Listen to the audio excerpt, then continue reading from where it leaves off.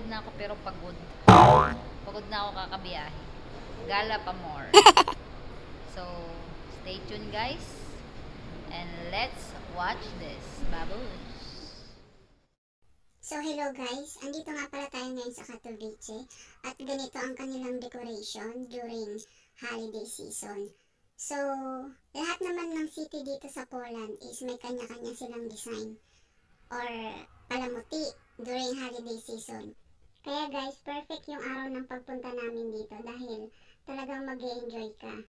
Hindi na rin ako guys nakakuha ng maraming video dahil sobrang lamig, gaya ng relasyon nila. Napakalamig talaga guys, naninigas ang daliri ko. Meron din pala dito guys Ferris wheel. Parang relasyon nila. Akala mo masaya, yun pala pinaikot-ikot ka lang. Ang malupit nun, nag-enjoy ka pa. Ayan na nga guys, at napakarami talagang ilaw at palumuti dito sa lugar na to. At talagang nagliliwanag ang kapaligiran. Maliban na lang sa relasyon nila na lumalabo na. At walang linaw.